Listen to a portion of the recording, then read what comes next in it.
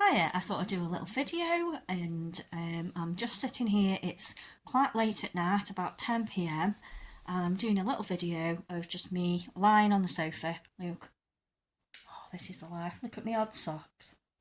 Never mind. Me and the resident dog Bobby. I don't know if you can see Bobby because it's quite dark. The lighting in here isn't great. I've got two lamps on, but I don't want it too bright. I'm trying to create a nice, relaxing vibe. So, it's been a good day today with Bobby. We've been for three walks actually. One this morning. The sun was out and it was in and out of the clouds, it was one of them. It was quite a nice morning actually, not as hot as it has been. So we had a good run. Bobby had a good run on the extendable lead. He was like chasing after pigeons and all sorts. And I saw a neighbour, so that was nice. So we had a bit of a chat on the way around the cemetery, as you do. We did come through the cut though, and there was a chap, and he had his dog off lead, and he come bounding over, and the person said, "My dog's friendly." And I said in that instance, it was in a quick moment, "How do you know mine's friendly? How do you know if my dog's friendly?" I said. I don't know if anyone's experienced this, but it happens to me quite regular, being walking dogs all day and, out with the dogs and things. Most of my dogs that I look after are friendly. There's the odd one that doesn't like other dogs. So that's okay, isn't it, if my dog is friendly and their dog is friendly, but what if my dog is not? So my issue is that the dog comes running over, wants to play, likes to play, is a happy-go-lucky dog, and then I've got a dog that's not like that, and they're not friendly. They don't like other dogs, and they retaliate by showing the teeth and things. So because they're on the lead, my dog, they feel at more threat because they've got no room to go anywhere. They know they're on the lead. They're feeling like they need to protect me as well. They don't like being put in that they don't like to be in charge. Dogs don't. They don't. They want you to be in charge. They want to feel safe, not in charge. They want to feel safe. Get me? So they don't feel safe, they feel threatened. And also, coupling that, they feel like they need to then protect you. So it's quite scary for them, and then they'll retaliate. Now, it might be over in a very quick moment, and the other dog might run off the other way, but then they might not. That other dog might then want to get more involved. Which means, what do? You're the dog. You're the person with the dog on the lead. Bearing in mind, these dogs are not my dog. They're someone else's dog. And so therefore, you want to really protect that dog as much as you can. Well, you want to if it's your own dog, obviously. But your responsibility is quite high. Do you get me? So, do you pick the dog up? If you can pick the dog up. I mean, the dog might be massive. You can't pick them all up, can you? Not straight away anyway. But no, you can't, because if you pick your dog up, then you're at risk of you being bit by your dog, because it's that scared, or their dog, because they're thinking, Christ, what's going on here? Let's go in a fight. So you've got that problem. That's always a problem with this line of work, is the other dogs, the ones that are friendly, that are off lead, and you've got that risk. There's a risk element involved, and there should not be. That should never have to happen, ever. My dog, when I had a dog, Charlie, she was a Staffordshire Bull Terrier, and she had her recall was at 100%. I'd let her off, she'd be straight back. She wouldn't get involved with another dog either. She was more interested in just getting her exercise, really, running around in the field, sniffing and running. But if she saw another dog, she wouldn't go running over to it. But when I used to take her for a walk and let her off lead, I'd always take her somewhere where there was no other dogs. Because I didn't want to run that risk of that other dog, if that was off lead, coming over to my dog, and then they were not going to get on for whatever reason. Because not every dog is a friendly. Well, they might be friendly, but then they go up to another dog, don't like the smell of them, because this happens, and then they get in a fight. It's mad. You might have the friendliest dog on earth, and then suddenly you think, Christ, is that my dog? That's changed. They were okay. Then they're not okay. I don't know. So yeah, that's always a problem, isn't it? And a lot of people don't realise that it's actually £1,000 fine, unless it's gone up, I don't know, if you let your dog off a lead in a public area. Now, a cemetery is quite a public area, in my opinion. And I'm sure there's signs in there to say, do not let your dog off a lead. So, one rule for one rule for another. Fair enough, if your dog's off lead, right. Alright, Bobby, he's heard a noise. Look, investigate, he says. He's listening out now. Come back here, Bob. Come on. So, if you let your dog off lead and your dog pretty much stays by your side, minds their own business, doesn't come sniffing over to the other dogs, fair enough, you know, that's fine. I don't mind that, even though it's not really meant to be allowed that your dog's off lead, but that dog's minds its own business, not chasing after another dog. Probably quite happy just carrying a stick or walking with the owner, you know, that's fine. You know, dogs are gorgeous animals, but the last thing you want is a dog's jaw around your ankle. Let's face it, that's a weapon. And you don't want to get bit, you know, and there's getting bit, then there might be a physical, like a full-on biting attack, which is not going to be nice, is it, for anyone? So, yeah. Always want to bear in mind, you might have a friendly dog. Might be the friendliest dog on earth. You don't know if that other dog's going to be friendly, do you? Not all dogs are friendly. Dogs have had trauma. Dogs have got illness. See, if a dog's not well, they've got an underlying illness, it changes their personality. It changes their... They have more anxiety because they're fully aware that their body isn't doing so well, so they're protecting themselves. So it's one of them. Always keep your dog on lead.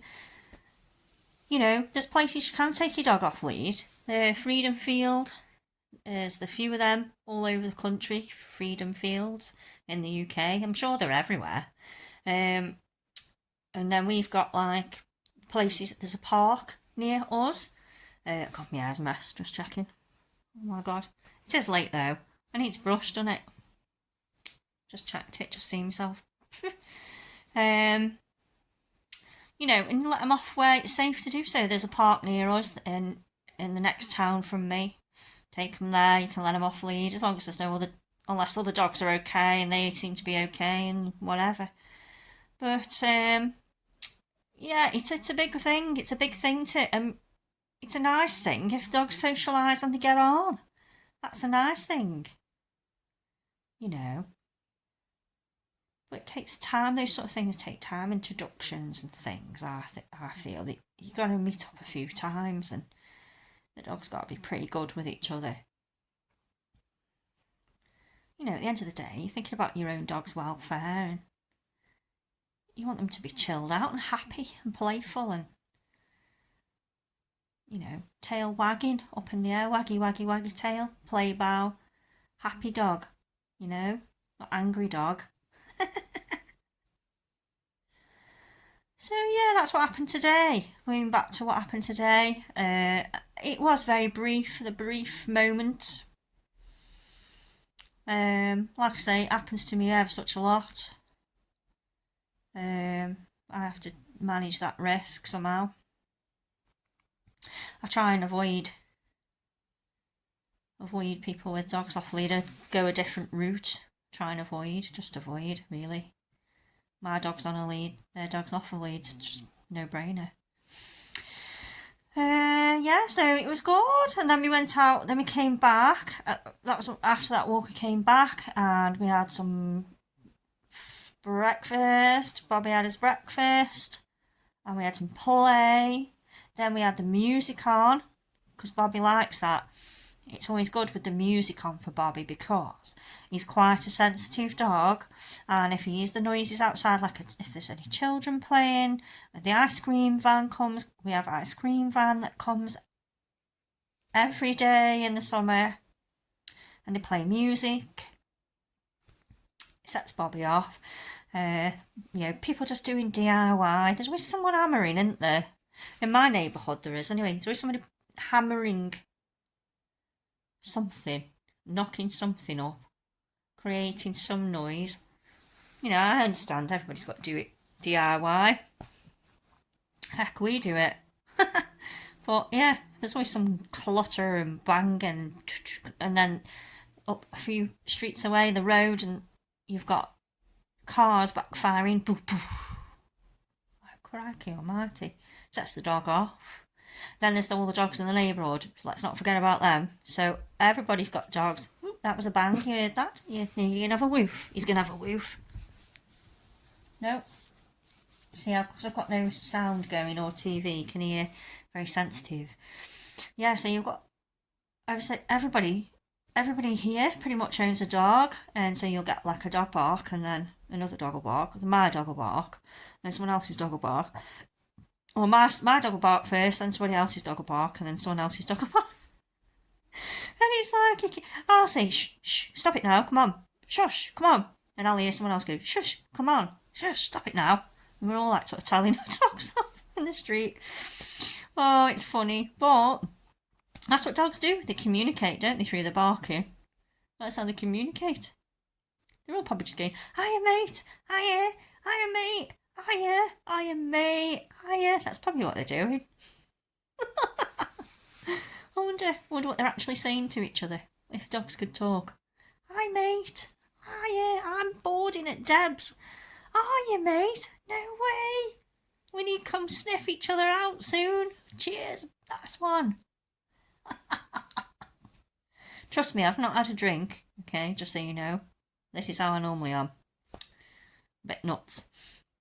I'm actually drinking a sugar-free Tango, which is not my usual tipple of the night. I like a lime and soda. It's just that this is what I've got in, so this is what I'm having. Yes, so my partner, he is currently working. He works a late shift and gets in at 11. I'll look forward to seeing him when he gets home. And his name's Rob, and he's an ambulance transport driver, and he works very hard. He also helps me with the dog boarding when he's off. He does shift patterns of 4 on and 4 off. So when he's off, he helps me. When I say he helps me, he like looks after the dog if I have to do the dog walks and things, and he'll play with him a bit, I do all the feed, I do all the walking. That's my job. I get all the cuddles as well, probably because I feed them. Oh, I'm always playing with them as well, so they like that, don't they? So yeah, they tend to come to me more. Although some of them do like Rob. In fact, Bobby likes Rob. I call them the two Bobbies. He's here now, look. Cuddle next to me. I love Bobby, he's ever so nice, he's ever so soft, he's got a lovely coat. He's a nice dog to stroke, He's a poo though, isn't he? They are nice. The cockapoo, the cavapoo, the labradoo, doodle. They're all got nice coats, I think. And they're ideal sort of dogs if you've got allergies as well. They're the sort of dogs you want to be looking at if you suffer with dust allergies, things like that. It's ideal. Yeah, and they don't molt. Well, they might lose the odd bit of fur here and there, but generally they just need cut because they just grow out of control if you don't cut them. Get them cut. I think Bobby's due his trim actually. I think his owners will probably be taking him the salon, the dog salon. They look after him ever so well. When he came, I'll just tell you a bit about Bobby. When he came for his holiday, they'd give him a lovely bath. He got all his dinners at the ready, all lined up. And, oh, he's going to bark. Come on. You can hear another dog outside. What's this? Come get. Don't bark, don't bark. Please don't bark, Bobby. Please don't bark. Bobby, what's this? Get that ball there. Get your ball. Your ball's there. Hey, go get it. Oh no. I'm going to pause it. So Bobby stopped barking, and I'm going to try and connect this video to the old video. Not entirely sure how to do that yet, but I'm going to figure it out. I'm going to pause this. I'm watching, I'll show you what I'm watching. If you can see. See, I'm a massive YouTube watcher anyway, and this is why I've started doing this maybe. I like to follow people who do van life. If anyone's interested in that, it's just an interesting way of life. People are very free. As far as I can see, they're free of, well, everything in life that keeps you in the rat race and the matrix and all of that. I'm into that. I'll talk to you a bit about that in another video. So yeah. Going back to it then, so the communication between dogs, yes, and the neighbourhood, that does happen. But yeah, so we have to just desensitise that by putting the music on and things.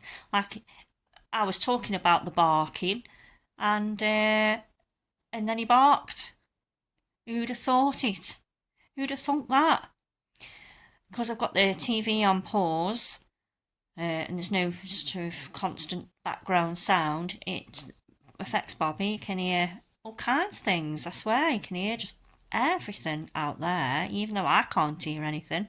He certainly can. So yeah, we have to do that with him. But he's good. He's manageable, and you can sort that out. It's you know, there's ways and means around that. If you've got a very sensitive dog to sound or movement even, you know, if you can see like shadows outside or people outside, if you've got a busy street where you live, you know, shut the curtains, shut the blinds. I know, okay, it's not ideal for you, but it's ideal for the dog. It's going to cause them less stress. They want to be in a low stimulus environment in their own home. Obviously when you're in play, they're all stimulated and stuff, but yeah, you don't want all that, do you? You don't really. So yeah.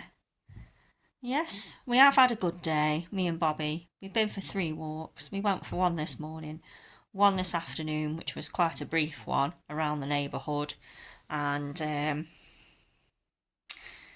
yeah, I saw a person with a cavapoo who lives locally, and they got a very cute dog, must admit, and really do like that breed. Quite chilled out sort of dogs they are. Well, the ones I've met, they've just all been lovely and looked after. And then yeah, and Bobby liked him, you know, and they had a good sniff and stuff like they do. And then we carried on with a bit of a walk further down the street, and then we came back because he'd done his wee and stuff. And then we went out again this evening, and we went for a good run on the field on the extendable. You know, and he did really well. He had a good run around on that. Straight through again to the cemetery where I always go. And it was getting a bit dark actually. I left it a bit late. I was thinking, oh Christ, Deb, what have you done here? And so I didn't stay too long. I kind of hop, skipped and jumped through there and came home. But yeah, he's had a good sort of run around today. Plus he's been play with the ball on the rope, which is his favourite toy that I've given him for his stay. I tend, when I have a dog come, they have their toys, but I tend to give them a couple of toys as well because it's something new, and they do tend to go to that because it's something different, isn't it?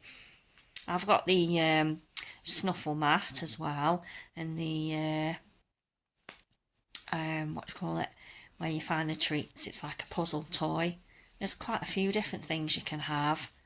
And I've had a couple of things donated me as well, so that's nice.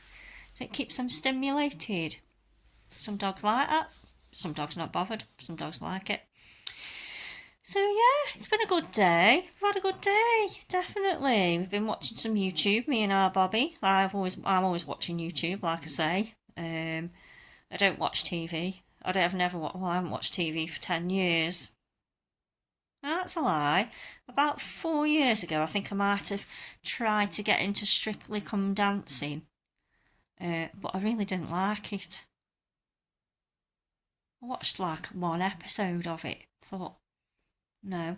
Oh, and then Glastonbury. I did watch a Glastonbury show, and not this year's. It was rubbish lineup, wasn't it? Last year. It was last year. Arctic Monkeys. Do like them. So I did watch last year's. So yeah, apart from that, I haven't really watched it. So we decided to get rid of it, really. TV. And I just watch YouTube. And a film on Prime, maybe. That's it. No live streaming, no TV. Just don't do it. Too busy anyway. Too busy walking. Mostly. Or doing something active. Yeah.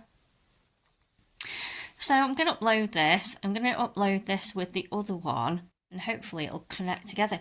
I think this video as a whole is going to be titled, I'm going to put what I'm saying here now into the video. I'm going to title it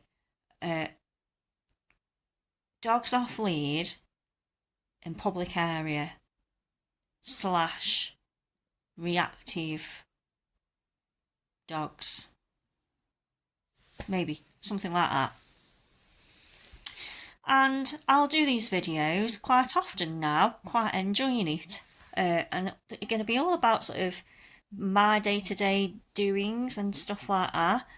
And also what people's thoughts are really on having a dog yourself. Tell me about your dog. Tell me what your dog's like off lead. Tell me what your dog's like on lead. Tell me all about your dog. I want to know. The more I learn, the better it is for me, and we can all share each other's views and thoughts. Everybody's different at the end of the day, aren't they? It's always good to know. And all over the world, all over the world. But, like where I live, yeah, it's quite restricted as to where you can sort of let your dog off lead, really. You've got to go out into the countryside. But hey, if you live there already, double bonus, you're lucky. You can just be free, be even more free with your dogs, Amazing. It's not far for me to drive out, well, my partner to drive out to the countryside. Then, a couple of miles and you're out in the countryside sort of thing. But because I like to just walk, leave my house and walk, got to choose my little spots wisely. There is some fields not far from me, which are more sort of, you're able to let your dog off lead a little bit, which is good.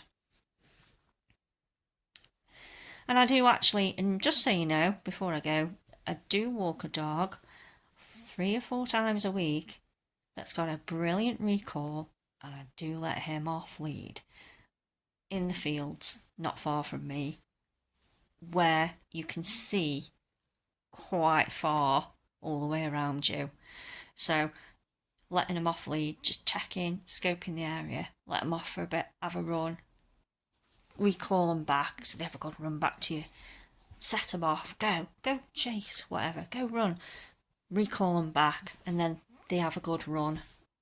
So I do that with one of them. Yeah. Which I'm sure you'll get to see at some point. You'll get to see all of the dogs that I walk at some point, I'm sure.